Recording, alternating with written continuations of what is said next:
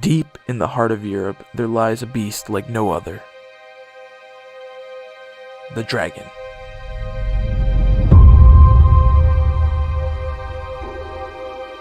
While these beasts no longer roam these lands, there are many stories that accompany them. This is the legacy of the dragon.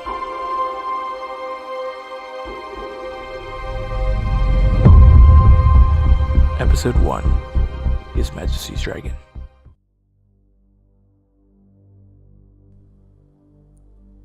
In the late 1700s and early 1800s, a revolution sparked in France, and as with most conflicts, a strong leader emerged.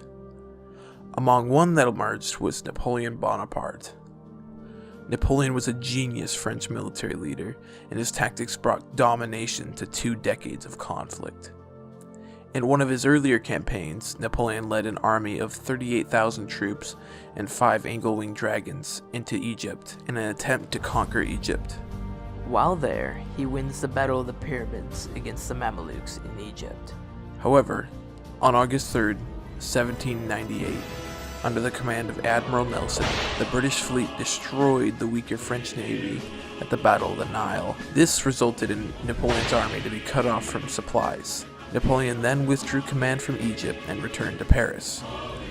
Upon returning to Paris, Napoleon overthrew the Directory, and he replaced it with a new government called the French Consulate. Napoleon was a master at war. He knew his limits and his strengths. He had a war mind like no other at the time. But the one thing I believe that made him so successful was his use of dragons. It was like no other. On the land, the man could win anything, but at sea, that's where things change. Britain was a mastermind at sea. Under the command of Nelson, Britain made sure that Napoleon's land might did not reach Britain. And despite Napoleon trying his best, he could never succeed at beating the British at sea. The British were insanely good at sea, and in a sense, they were unbeatable. Even a formation of Napoleon's dragons would struggle against Nelson's expertise at sea. In one of my favorite history books, called His Majesty's Dragon, it states, "The French had 17 and 14 to their part, and so we were outnumbered, but Nelson's strategy left them wholly taken back." A British ship by the name of HMS Reliant was out patrolling along the coast of East Britain when it came across a French ship that was not in the right spot. A short battle commenced, and the British came out victorious and boarded the ship.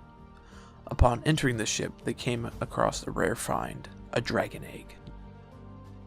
Finding a dragon egg was really surprising due to their rarity and sacredity, and when the crew went to examine it, they found out it was hatching. And so they had to take a draw of the hat to see who would try to harness it, because becoming an aviator is an entirely new lifestyle. And well, it turned out that Captain William Lawrence is chosen. The harnessing was successful, and Lawrence named the dragon Temeraire. Upon reaching shore, Lawrence seeks out someone with expertise in dragons. He meets up with a man by the name of Edward Howe, who informs him that Temeraire is a rare Chinese dragon called a Celestial. Temeraire and Lawrence are then sent to Loch Laggan Covert, where dragons are trained in Britain. From the start, Lawrence took a liking to Temeraire. They would read books together, talk about important matters, and learn from each other. Their bond got so close that on page 200, Lawrence is telling Temeraire about if he comes down to saving himself or many people, that he must save many people. But Temeraire responded with, "I don't know if I can do that."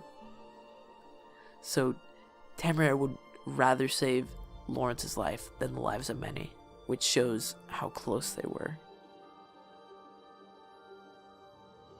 Temeraire and Lawrence's bond kept them strong throughout their training, and even brought new capabilities to the dragon formation. As their training came to an end, they were stationed in Dover, where backup was needed. But when they arrived, there was unexpected news. After celebrating naval victory, bad news came through of another attack from Napoleon. He was flying wooden transport ships filled with men directly to England. So in a last-ditch effort, Temeraire and Lawrence decide to go head-on with the transport ships. When they encountered the transport ship, Temeraire let out a monstrous roar. His roar is ear-piercing. It is louder than anything anyone had ever heard it before. This roar somehow caused the transport ship to start crumbling in midair. The dragons carrying it hurry to land. This not only comes as a surprise to Temeraire and Lawrence, but it causes confusion in the French ranks. This brings a close to episode 1 of Legacy of the Dragons.